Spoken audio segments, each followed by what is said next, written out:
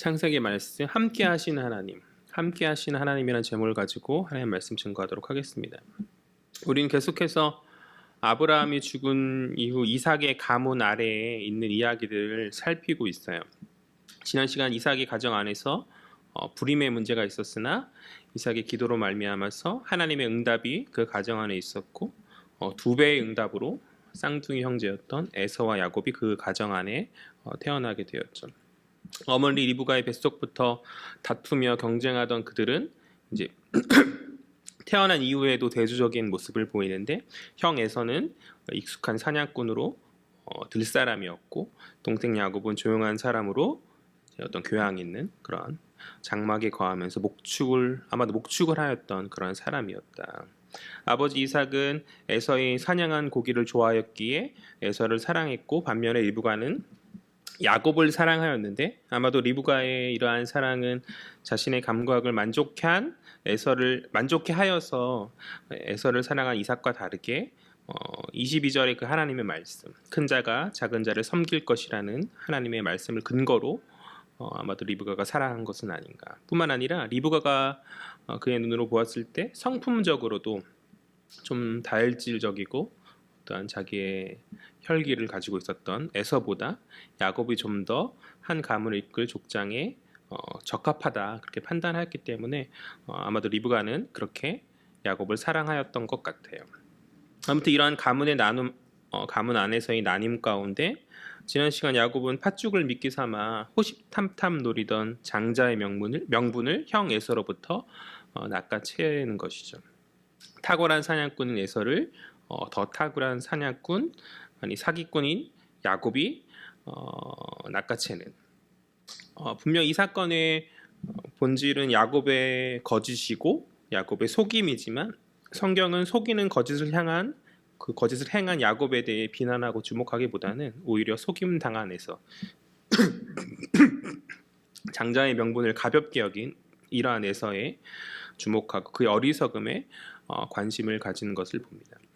분명 도덕적으로 야곱의 행위는 잘못된 행위이죠. 그러나 성경은 그 장자의 명분을 중히 여기지 않은 에서의 어리석음을 더욱더 집중하고 있고 그렇게 언제나 형 에서의 자리를 노리면서 장자의 명분을 빼앗기 위해 빼앗을 준비한 야곱과 대조적으로 그것을 언제나 중히 여기지 않음으로 그러니까 그걸 언제나 하찮게 여김으로 빼앗김 당할 준비를 한 그런 에서의 어리석음을 부각함으로써 우리의 모습이 그의 모습과 다르지 않는가라는 그러한 질문을 던지고 있는 것이죠.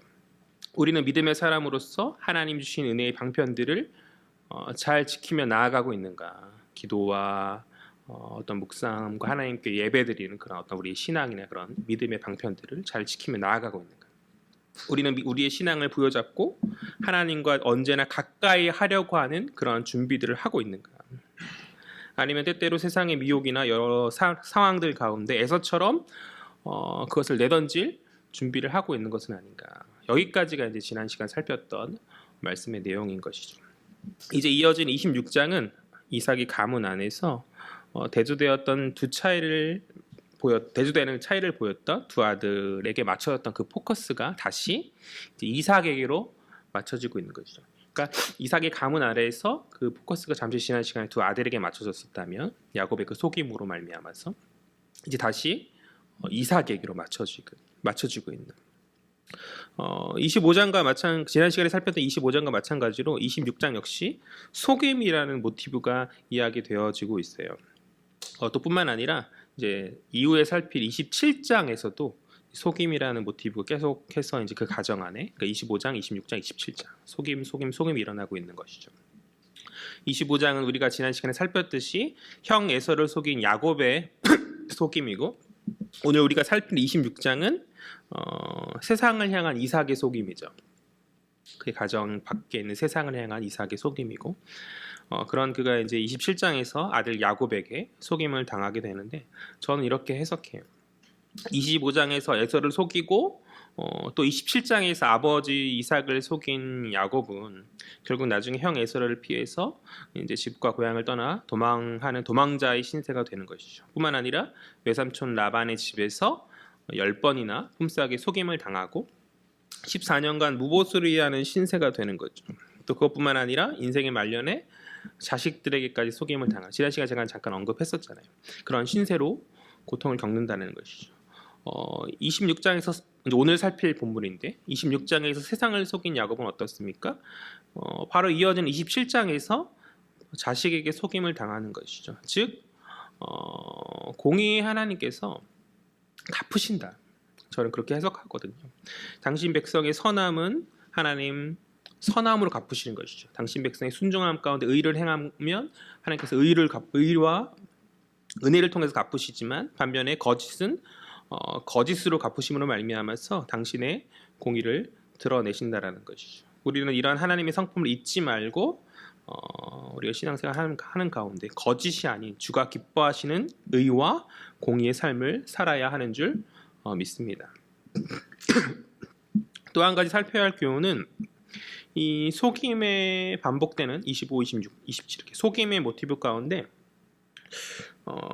이러한 문제가 많은 연약한 자들을 주께서 특별히 언약을 맺으시고 특별한 당신의 백성을 삼으셨다는 것이죠. 무언가 흠이 없고 무언가 대단하고 탁월해서 하나님 그들과 약속을 맺으시고 복 주신 것이 아니다라는 것이죠. 우리와 마찬가지로 그들도 부족하고 또 오늘 본문 가운데 이상한 두려움 가운데 거짓말을 하거든요. 두려움도 있고 또 유혹에 빠지는 연약한 성품을 가지는 사람들이나 당신의 주권 아래에서 하나님 그들을 택하셨고 그들을 사랑하시기로 결정하신 것이죠. 그렇기 때문에 성경 안에서 이들의 특별한 순종의 모습이 우리에게 모범과 교훈을 주기도 하지만 오늘 우리가 잠깐 살피는 것처럼 이러한 비도덕적인 이들의 이런 연약함이 하나님의 은혜의 특별함을 더욱더 드러내기 때문에 때로 우리에게 위로가 되어지는 것 같아요. 하나님 연약하고 부족해도 있는 그대로 받으시고 당신의 백성 삼아 주시는 줄 믿습니다.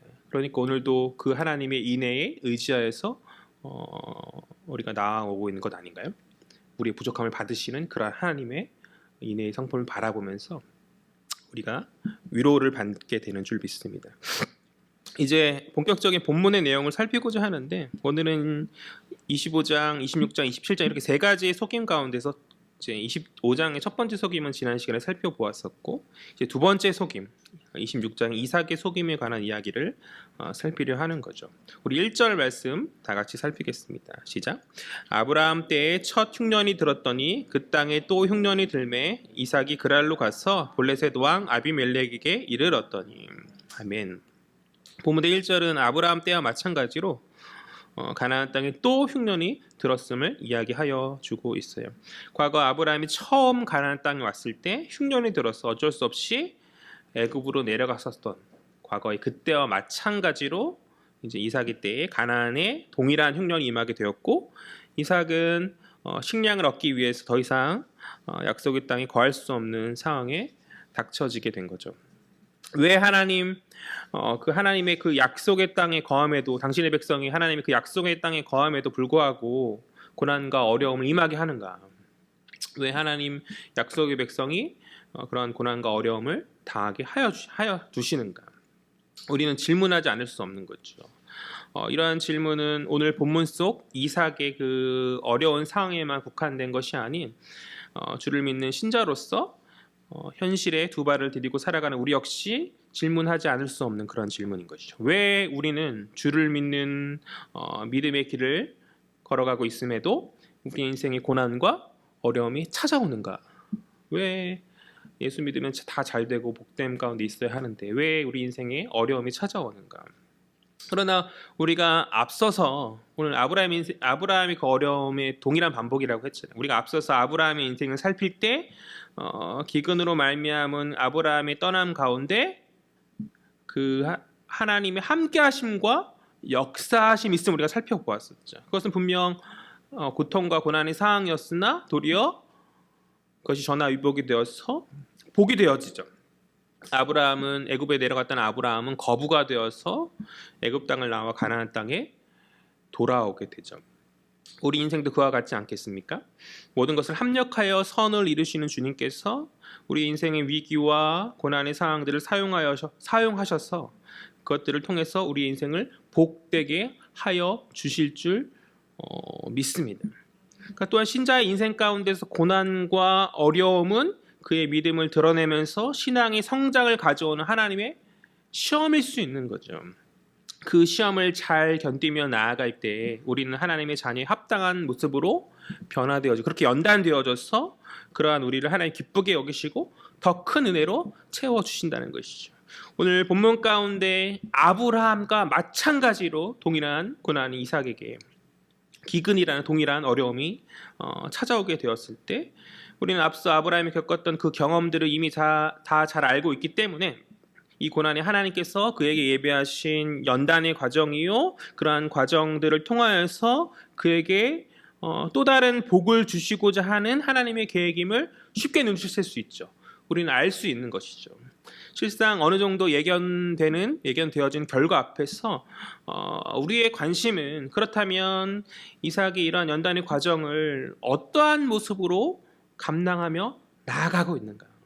아브라함처럼 그의 아버지처럼 비슷한 실수를 그가 할 것인가? 아니면 조금 그와는 다른 어떠한 비범함과 특별함을 보여줄 것인지 우리는 궁금하지 않을 수 없는 거죠. 한번 살펴보죠. 1절 하반절을 보니까 우리가 아까 읽었던 1절의 하반절을 보니까 약속의 땅에서 이탈하여서 현재 그랄로 이삭이 이동한 그런 상황이죠. 이어진 2절 말씀 볼까요? 다 같이 읽겠습니다. 시작. 여호와께서 이삭에게 나타나 이르시되 애굽으로 내려가지 말고 내가 내게 지시하는 땅에 거주하라. 아멘. 하나님께서는 이삭에게 애굽으로 내려가지 말라 그렇게 말씀하시는 것으로 보아서 이삭의 여정은 지금 잠시 머물고 있는 블레셋 사람들의 땅 그랄 땅에 머물 예정이 아닌 애굽을 향해 가던 중이었던 것처럼 보여요. 그러니까 애굽을 향해 가던 중에 그랄에 있는 상황 가운데 하나님 그를 찾아오시고 가지 말라 이렇게 말씀하시는 그런 장면인 것이죠. 애굽은 풍요의 땅이죠. 매년 나일강이 범람으로 말미암아서 풍부한 어떤 농경 가운데서 비축된 곡식이 많은 그러한 풍요의 땅. 그러나 하나님께서는 그 땅에 가지 말 것을 말씀하시면서 그 땅이 아니라 내가 내게 지시하는 땅으로 가라. 그 땅에서 거주하라. 라고 그렇게 말씀하여 주시는 것이죠. 그 땅은 어떠한 땅입니까? 바로 아버지 아브라함에게 말씀하셨던 그가 갈대아 우르에 있을 때에 친족과 고향 땅을 버리고 가라고 말씀하셨던 바로 가나안 땅인 것이죠. 하나님 이삭에게 오늘 찾아오셔서 그 가나안 땅을 향해서 가라. 비록 잠깐 기근으로 말미암아서 어려움이 있고 당장 고난의 땅이어서 너가 잠시 이탈하였으나 그 땅으로 돌아가라는 것이죠. 그 땅에 대한 아버지와 맺었던 나의 약속을 기억하고 소망 가운데 그 땅을 향해 갈 것을 하나님 말씀하여 주시는 것이에요. 저는 우리 신자의 인생이 우리 성도의 인생이 애굽과 가나안 사이의 그 경계인 오늘 그랄의 관 이삭의 상황과 같지 않은가. 인생의 세파와 고난 앞에서 우리의 시야와 우리의 발걸음을 풍요로워 보이는 세상의 애굽을 향해 나아가고자 하는 거죠. 뜻대로 그렇게 세상을 향해서 애굽을 향해서 나아가고자 하는 것이죠. 그 땅을 향해서. 그러나 하나님 예비하신 궁극의 소망의 장소는 어디입니까? 약속의 땅, 가나안 땅 아닙니까? 그러니까 신앙의 여정을 지키며 하늘 소망 가운데 주님 다시 오실 때 임할 그 땅을 바라보면서 우리는 믿음의 여정을 나아가야 한다는 것이죠. 그런데 우리는 미묘한 그 경계의 땅, 그랄에 서서 어쩌면 세상의 작은 세파에 갈팡질팡하고 있는 것은 아닌가. 그러니까 완전히 세상의 세파에 잠식되어서 애굽을 향해 달려나갈 듯 그러나 달려나가고 있지는 않으나 그렇다고 가나안 땅을 사수하는 믿음을 보인다기에는 애매한 그 경계에 서 있는 것이 오늘날 신자들의 모습이 연약한 우리들의 모습이 아닌가. 이 그랄이라는 땅이 약속의 땅의 바깥쪽에 있죠. 약속의 땅의 밖에 있죠. 그러나 과거 아버지 아브라함도 종종 가축들의 목초지를 찾아서 여행하였던 그런 공간이고 사람들에게 인정받으면서 신앙의 자리를 지켰던 공간이기에 저는 신앙의 여정 안에서 충분히 하나님으로부터 허용된 영역이라고 그렇게 생각해요. 마치 우리가 하늘에 속한 자이지만 주의 자녀로서 하늘에 속한 천국 시민의 그러한 자이지만 아직은 때가 아니기에 어쩔 수 없이 이 땅을 버타며 살아가는 것처럼 그럴 땅이 그와 같은 어떤 은유적 공간인 거죠. 현실적 상황 안에서 허용되어진 그러한 공간, 때로는 믿음이 흔들릴 때 잠깐 숨을 돌리면서 마음을 다잡고 실수하고 넘어져도 돌이킬 수 있는 그러한 신앙의 여정 가운데 다시 우리의 시야를 약속의 땅으로 돌릴 수 있는 그러한 미묘한 경계의 공간이 아닌가. 그러나 어느 정도 허용된 공간이지만 결국 그 땅이 궁극적인 마지막 우리가 소유할 공간은 아닌 것이죠. 우리가 거할 공간은 아닌 것이죠. 그렇기 때문에 그 미묘한 경계 안에서 우리의 날마다의 시야가 약속의 땅, 그 하나님의 약속의 그 하늘의 소망이 아닌, 그 가나안이 아닌 끝내 세상적 풍요를 상징하는 애굽에만 머물러 있다면 그것은 문제가 아닐 수 없다는 것이죠. 우리의 시야는 우리가 마지막에 마땅히 있어야 할 하늘을 향해 있어야 하는 줄 믿습니다.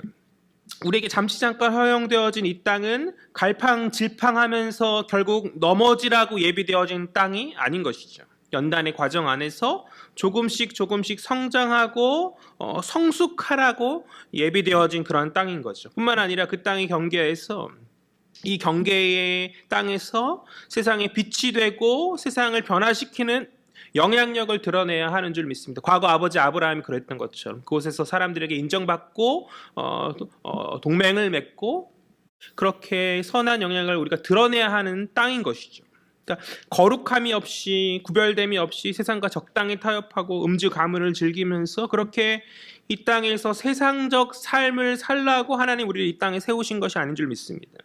분명하고도 확고한 믿음 안에서 세상과 다름으로 살라고 우리를 부르시고 세워주신 줄 믿습니다.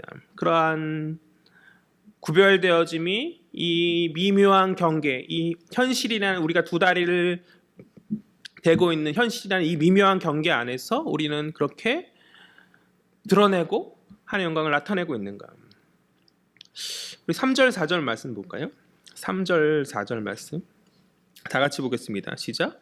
이 땅에 거류하면 내가 너와 함께 있어 내게 복을 주고 내가 이 모든 땅을 너와 내 자손에게 주리라. 내가 내 아버지 아브라함에게 맹세한 것을 이루어 내 자손을 하늘의 별과 같이 번성하게 하며 이 모든 땅을 내 자손에게 주리니 내 자손으로 말미암아 천하 만민이 복을 받으리라. 아멘. 3절과 4절은 복의 말씀이죠. 3절과 4절은 그 땅에 거할 때 하나님 주시겠다 약속하시는 복의 말씀이죠. 하나님 함께 하신다 말씀하세요. 본절을 보니까 함께 하신다. 함께 하심 가운데 복을 주겠다. 그 땅을 소망하며 그 땅에 거하면 하나님의 복이 임한다라는 것이죠. 어떠한 복이요? 함께 하여 주심의 복인 것이죠. 하나님 함께 하신 가운데 아브라함에게 약속하셨던 과거 아브라함에게 약속하셨던 모든 것을 이삭에게 동일하게 이루어지겠다. 그렇게 말씀하여 주신 것이죠. 그러니까 아브라함에게 약속하셨던 것처럼 오늘 이삭에게 말씀하셨듯이 우리가 믿음 안에서 하늘 소망 가운데 약속의 땅을 바라보며 나아갈 때 동일하게 우리에게도 동일한 은혜로 채워 주실 줄 믿습니다. 그러니까 하나님이 우리와 함께 하신다는 것이죠. 하나님이 우리와 함께 하시는데 우리가 무엇이 두려울 것이 있겠어요? 불면 사라질 허무한 이 세상의 쾌락이 무엇이 중요하며 무엇이 의미가 있겠냐라는 것이죠. 그날 그때에 우리가 누려지게 하나님의 자녀로서 누리게 될 그 너무나 귀한 것에 비하면 잠시 잠깐 세상적 어려움이나 고난이 또 여러 미혹들 앞에서 흔들릴 우리의 그런 모습들은 다 사라질, 그걸 확실한 믿음 가운데 있다면 다 사라지게 될 것이라 저는 그렇게 생각합니다. 믿음과 구별됨의 거룩함을 지키는 것 크게 어려운 일이 아니라 그렇게 생각해요. 그리고 온전한 깨달음만 있다면, 온전한 믿음 안에서 우리의 믿음을 지키는 것 어려운 일이 아니라 그렇게 생각합니다. 우리가 행할 것은 믿음 안에서 아버지 말씀에 순종하면서 세상적 상징인 애굽을 향해 내려가지 않는 거죠. 모진 세파와 때때로 어려움이 닥친다 할지라도 세상 유혹, 우리가 찬양으로 고백하듯 세상 유혹 시험이 내게 몰려온다 할지라도 이 미묘한 경계의 땅에서 그 땅을 기대하며 말씀에 순종한 인생을 살아가는 것인 줄 믿습니다. 그 믿음이 없어서 자꾸 우리가 연약한 그리스도인으로 살아가고 있는 것은 아닌가. 믿음이 없어서 분명한 천국 소망이 믿음이 있다면 우리가 왜 세상 가운데 흔들리고 왜 세상 가운데 유혹을 당하고 왜 허망한 것들에 우리의 마음을 빼앗기게 되겠냐는 것이죠. 다시 본문으로 돌아와서 하나님의 그 말씀 앞에서 이삭이 애굽에 가는 그 발걸음을 멈추고 그랄에 거했음을 이야기하여 주고 있죠. 우리 6절 말씀 볼까요? 우리 7절까지 살피도록 하겠습니다. 6절 7절 다 같이 읽겠습니다. 시작. 이삭이 그랄에 거주하였더니 그곳 사람들이 그의 아내에 대하여 물음에 그가 말하기를 그는 내 누이라 하였으니 리브가는 보기에 아리따움으로 그곳 백성이 리브가로 말미암아 자기를 죽일까 하여 그는 내 아내라 하기를 두려워함이었더라. 그랄에 거한 이삭은 하나님의 말씀 가운데 순종하여서 가는 발걸음을 멈추고 그랄에 거한 이삭은 그곳에서 안타깝게도 아버지와는 다른 특별한 비범함을 보여주지 못하죠. 아버지와 마찬가지로 동일한 실책을 범하고 있음을 우리는 살필 수 있는 거죠. 그래서 위로가 되는 것 같아요. 그래서 이삭이 너무 완벽하면 우리가 많이 힘들 것 같은데 무언가 이렇게 실수를 해주니까 이삭이 그 앞선 삶이 굉장히 순종적이고 정말 무언가 진짜 믿음의 사람이구나 이렇게. 그런데 이삭도 실수를 하는 거죠. 아버지 아브라함 애굽에서 또 그랄에서 한 번씩 이렇게 2번 자신의 아내를 누이로 속였던 그 잘못을 오늘 이제 아들 이삭이 그랄에서 반복하고 있는 거죠. 리브가의 아름다움은 이미 앞에서 살펴보았고 오늘 본문도 리브가가 아리따웠다 말하고 있고 아마도 사라 못지 않았던 어머니 사라 못지 않았던 미모를 가졌던 것 같아요. 그러하기에 고대 근동 팔레스타인의 험악한 시대적 상황 가운데 이 미모의 아내로 말미암아서 목숨의 위협을 당할지도 모른다는 이삭의 그 판단, 그런 두려움으로 인해서 그는 아내를 누이라 속이는 거짓을 행하고 있는 거죠. 그래도 아브라함은 아내인 사라가 실제 누이긴 했잖아요. 이복 누이였지만 실제 누이긴 했는데 그러나 그 반쪽짜리 거짓이었다면 그러나 이삭에게 있어 이것은 완전한 거짓이죠. 리브가는 이복 누이도 아니죠. 완전히 다른 뿐만 아니라 앞에서 3절과 4절 우리가 하나님께서 주신다는 복을 살펴보았는데 3절과 4절에서 하나님 이삭에게 뭐라 말씀하시죠? 함께 하신다 말씀하시죠. 함께 하시면서 복을 주신다 이렇게 말씀하여 주시는데 함께 하신다라는 그 말씀을 붙잡지 못하고 두려움에 빠진 이삭의 모습이 아닐 수 없는 거죠. 또 읽지는 않았지만 5절에서 아브라함으로 말미암아서 너가 복을 받았다 말씀하여 주시거든요. 아브라함으로 말미암아 복을 받았다. 너가 아버지 아브라함 때문에 그렇게 말씀하신단 말이에요. 그러니까 이삭이 무언가 잘하기 전에 아브라함이 그 앞에서 잘해서 그의 순종을 인해서 너가 복을 받았다. 하나님 그렇게 말씀하여 주시거든요.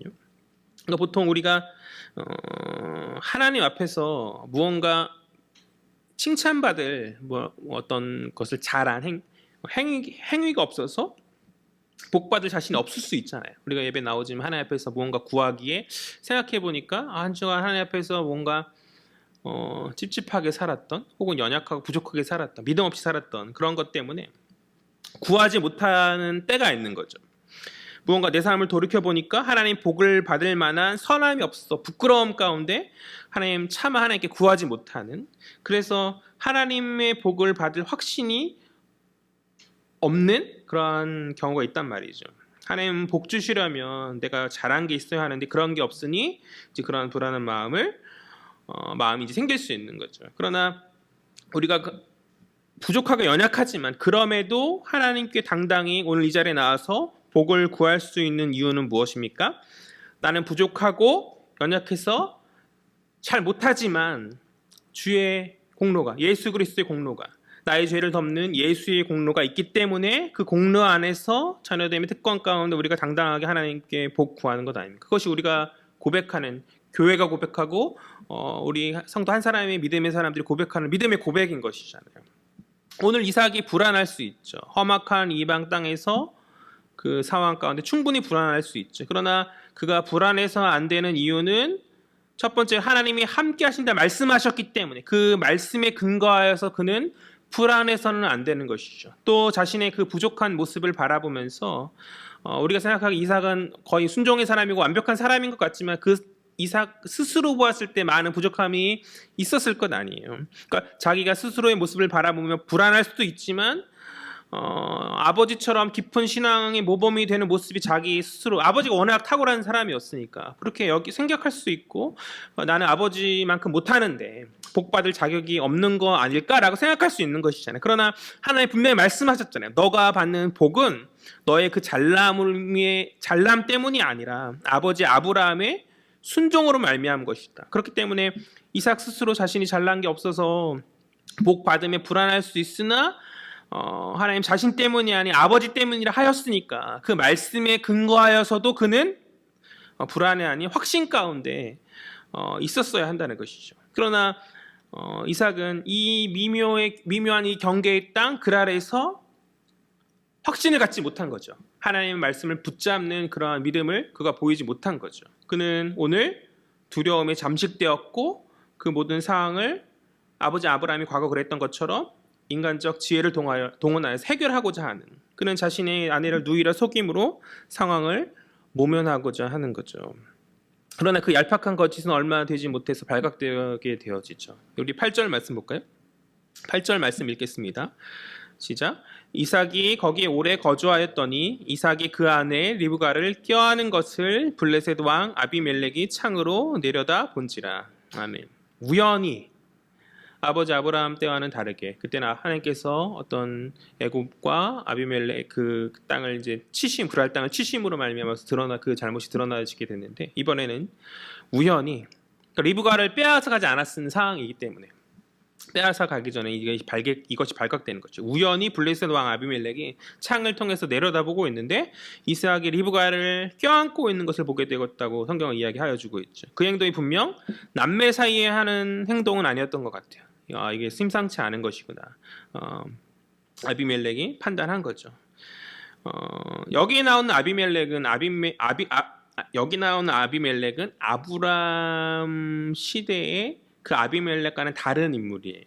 최소 이제 40년에서 75년 정도 그 사이에 뒤의 사람이기 때문에 다른 왕인데 이 아비멜렉 이름이 똑같잖아요. 그러니까 어떤 한 사람의 이름이라기보다는 애굽 왕 바로처럼 왕을 상징한 일종의 명칭으로 우리가 이해하면 될 것 같아요. 아무튼 그런 상황을 통해서 껴안는 것을 본 그런 상황을 통해서 사태를 파악한 아비멜렉 이삭을 부르는 거죠. 우리 그것이 9절 10절 말씀이거든요. 다 같이 읽겠습니다. 시작. 이에 아비멜렉이 이삭을 불러 이르되 그가 분명히 내 아내건을 어찌 내 누이라 하였느냐.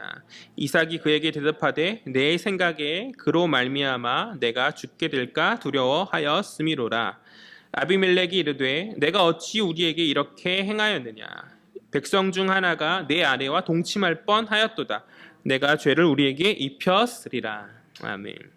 아비멜렉은 이삭을 질책하면서 어찌하여서 거짓을 행하였는지 이삭에게 묻고 있는 거죠. 이삭이 뭐라 대답합니까? 죽게 될까 두려웠다. 두려움 가운데 그렇게 하였다. 죽을까 봐. 그러니까 세상 앞에서 당당하지 못한 하나님의 백성을 보는 거죠. 세상 앞에서 당당하지 못한 하나님의 자녀를 보는 거죠. 그는 두려움 가운데 서 있는 연약한 자였고 도덕적으로 하나님의 백성으로서 누구보다도 탁월한 특별함을 보여야 하는 그가 세상에게 질책당하는 모습으로 수치를 당하는 거죠. 저는 이러한 이삭의 모습을 통해 오늘날 조국 교회의 연약함과 신자의 연약함을 봅니다. 누구보다도 거룩함을 보여야 할 교회 공동체가 그러하지 못하고 누구보다도 진실을 하여야 할 성도들이 그러하지 못하여서 세상에 손가락질 당하는 그러한 모습. 그것이 어쩌면 너무나 익숙해졌잖아요. 그러한 모습들이. 내가 어찌 우리에게 이렇게 행하였느냐라는 그 10절의 아비멜렉의 질책이 오늘날 조국교회와 성도를 향한 그런 날선 비판적 질책이 아닌가. 말씀에 순종해서 이 이삭이 애굽에 가지 않았어요. 분명 하나님의 말씀에 순종해서 애굽에 가지 않았죠. 그 미묘한 경계, 가던 길을 멈추고 그 미묘한 경계 그랄에서 나름의 순종의 길을 가고자 하죠. 그러나 연약해서 그 순종이 두려움에 휘둘리는 너무나 연약한 순종인 거죠. 그러니까 하나님의 함께 하심을 인식하지 못한 채 두려움에 사로잡혀서 세상에 압도되어지는 그러한 모습. 세상을 이끌면서 그들을 선한 길로 인도해야 할 어떠한 제사장적 사명을 온전히 감당하지 못하는 그러한 모습. 그 모습이 우리의 모습이 아닌가. 그러니까 매주일 나와서 우리가 예배드리고 하나님의 말씀에 순종하라는 그런 말씀 앞에서 순종해서 온 거잖아요. 교회 공동체를 이루면서 우리가 성도라 말하죠. 신자라 말하나 그 거룩함의 모습은 어쩌면 주일 오전 시간에 잠시 잠깐의 모습이요, 세상에서 아무런 선한 영향력을 발휘하지 못하는, 아니 오히려 세상보다 도덕적으로 더 미천하여서 그들의 비판에 아무런 답도 할 수 없는 부끄러운 모습이 오늘날 조국교회의 우리들의 모습이 아닌가. 이 아브라함이 내가 어찌하여서 이렇게 행하느냐라는 이 말씀이 우리와는 무관하지 않은 말씀인 것 같았어. 이삭을 향한 그 날선 비판이 오늘 우리와 아무런 상관없는 말씀이 아닌 우리를 향한 말씀으로 우리가 도전받아야 하지 않는가. 그렇지 않습니까? 우리 11절 말씀 보겠습니다. 11절 다 같이 읽겠습니다. 시작. 아비멜렉이 이에 모든 백성에게 명하여 이르되 이 사람이나 그의 아내를 범하는 자는 죽이리라 하였더라. 아멘.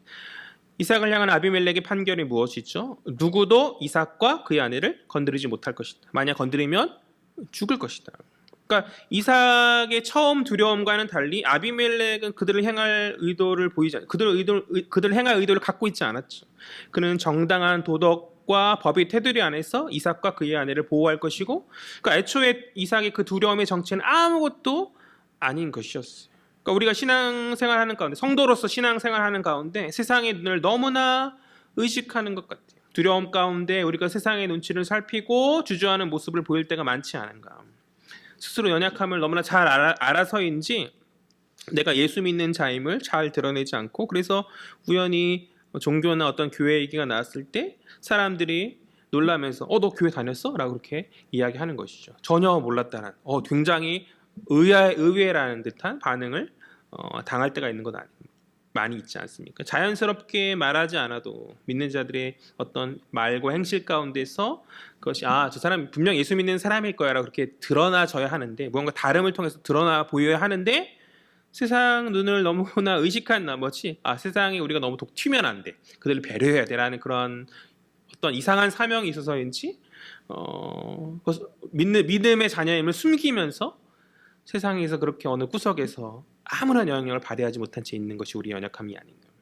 또 지나치긴 않더라도, 너무 지나쳐지진 않더라도 때때로 우리가 복음을 전해야 하잖아요. 아니 사실 말씀은 때를 얻든지 못 얻든지 항상 말씀 전하면 힘쓰라 하니까 사실 그래야 하는 것이죠.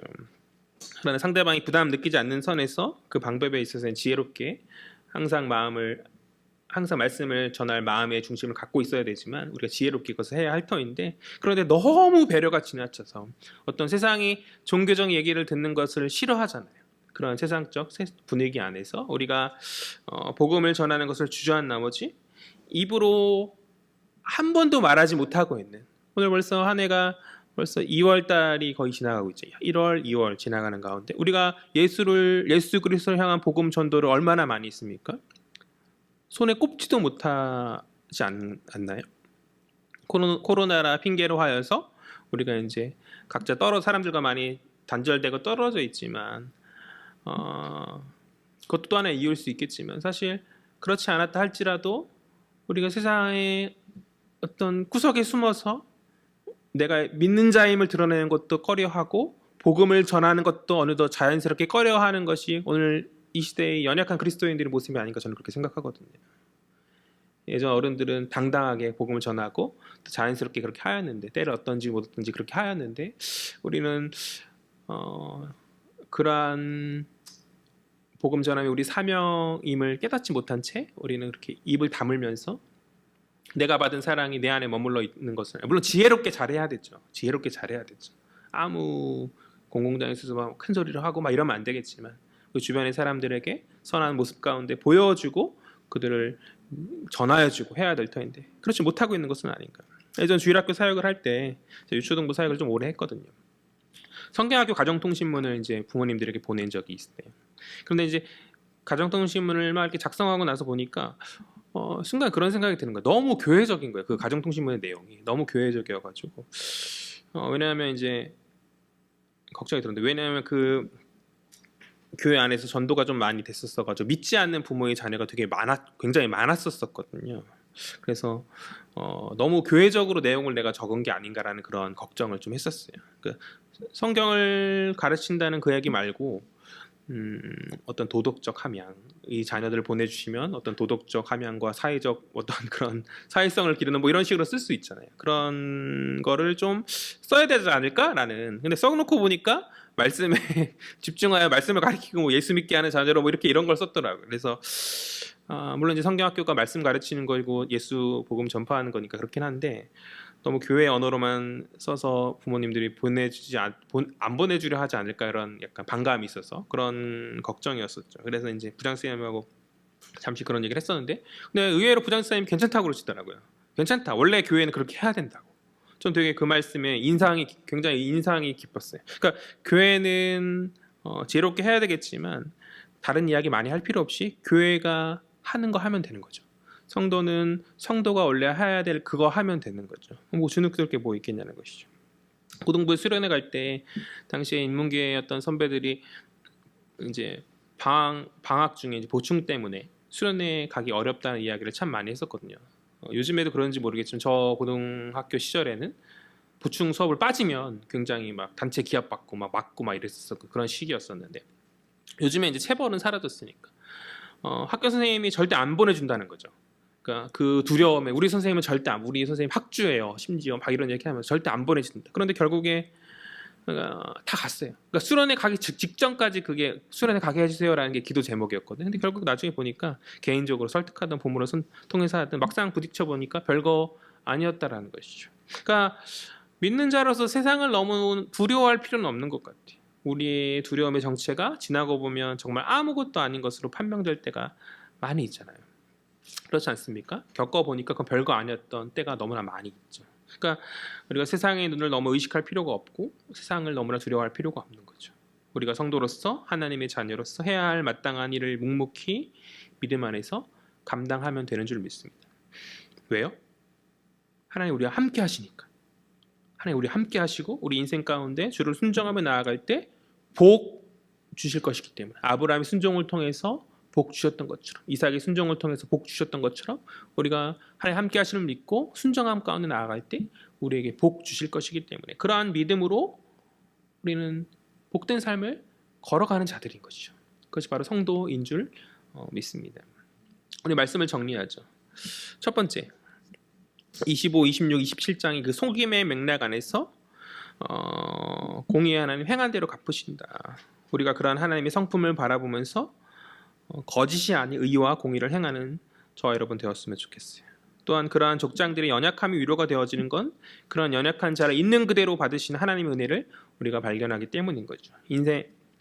이내의 하나님께서 우리에게 동일한 은혜 주셔서 내 모습 이대로 찾으시고 만져주시는 줄 믿습니다. 두 번째, 인생의 고난은 하나님 예비하신 은혜의 수단이요 연단의 도구이다. 믿음 안에서 합력하여 선을 이루시는 그분을 바라보면서 믿음의 성숙한 자녀들로 변화되어지기를 주의 이름으로 간절히 소망합니다. 세 번째, 미묘한 경계의 땅. 오늘 본문은 그랄이죠. 그랄에서 우리는 세상적 애굽과 약속의 땅 가나안 중 그 중심에서 우리는 어디를 바라보고 있는가? 각자 스스로 생각해 보았으면 좋겠어요. 치우칠 수 있잖아요. 내가 가나안 땅을 바라본다 말은 하지만 은연중 애굽을 향해서 보는 모습이 있을 수 있잖아요. 어떤 미혹과 어떤 어려움의 상황으로 말미암아서 아니면 그런 거 상황과 상관없이 믿음 가운데 하나님의 약속의 땅을 바라보고 있다면 그것은 베스트인 것이죠. 하나님 잠시 허용한 이 경계의 공간, 현실이라는 이 경계의 공간 안에서 갈팡질팡하며 믿음의 부족한 모습이 아닌가. 갈팡질팡하라고 우리를 이 땅에 세우신 것이 아니라 선한 영향력으로 세상을 변화시키라 부르신 줄 믿습니다. 그 사명에 믿음을 세우고 먼저는 내 스스로 그 사명의 그 복음 전함에 세상에 선한 영향을 미치는 그것을 향해서까지 나아갈 수 있는 저 여러분 되었으면 좋겠어요. 네 번째, 하나님 함께 하신다. 하나님 함께 하심을 신뢰하지 못해서 때로 믿음이 아닌 거짓된 세상의 방법으로 어떤 상황과 위기들을 이삭처럼 모면하려고 하지는 않는가. 정말 믿음이 있냐라는 것이죠. 두려움 가운데 빠지는 것이 아니라 정말 믿음 안에서 함께 하심을 신뢰하는 것이죠. 하나님 함께 하심을 인정하며 나아가는 복된 자녀들 되어지길 간절히 소망합니다. 마지막 다섯 번째, 세상의 눈을 의식한 두려움 가운데 우리가 온전히 감당해야 될 사명을 온전히 우리가 행하지 못하고 있는 것은 아닌가. 예수 믿는다는 사실을 부끄러워하지 않는 저와 여러분 되었으면 좋겠습니다. 어느덧 은근히 부끄러워하는 것 같아요. 예수 믿는. 왜 그럴까요? 직장에서 술자리 한 자리 할 때 예수 믿는다고 하면 그것이 걸림이 되니까. 그래서 그걸 부끄러워하는 걸까요? 아니면 뭐 평소에 어떤 거친 말이나 아니면 어떤 단정치 못한 어떤 품성으로 말미암아서 예수 믿는다는 것에 교회에 누가 될까 스스로 삼가는 걸까요? 여러 가지 이유가 있는지 모르겠지만 나름의 이유가 있겠죠. 그러나 우리의 정체성, 우리가 예수 믿는 자이고 또 그 받은 은혜를 전해야 될 사명자이잖아요. 그 사명을 잃지 않고 각자의 영역 안에서 주의 복을 온전히 드러낼 수 있는 저와 여러분 되어지기를 주의 이름으로 간절히 소망합니다. 기도하겠습니다. 사랑과 은혜의 주님 참으로 감사합니다. 부족한 저희들을 자녀 삼아주시고 은혜 가운데 이끌어 주시니 참으로 감사합니다. 주의 은혜가 아니면 살 수 없는 자들입니다. 함께 하신 하나님을 입으로 고백하나 날마다의 삶 속에서 그것을 인식하지 못한 채 나의 방법과 내 뜻대로 때로 휘둘리며 갈팡질팡하는 우리 연약함에 많이 있었음을 주님 고백합니다. 주님 저희들을 긍휼하게 여겨주시옵시고 성령 하나님 역사하여 주셔서 함께 하신 하나님 붙잡으며 내게 복 주시겠다는 그 하나님 말씀을 붙들으며 흔들림 없이 나아가는 믿음의 저희들 될 수 있도록 주님 주장하여 주시옵소서. 세상 가운데 주의 복을 온전히 선포하는 귀한 사명으로 우리를 부르신 줄 믿습니다. 그 사명 온전히 감당할 수 있는 저희 헤아린 공동체 되게 하여 주시옵시고 주님 저희들을 통하여서 많은 자들이 주께 속히 돌아오는 은혜 내려 주시옵소서. 감사드립니다. 이 모든 말씀 살아계신 예수 그리스도의 이름으로 기도합니다. 아멘.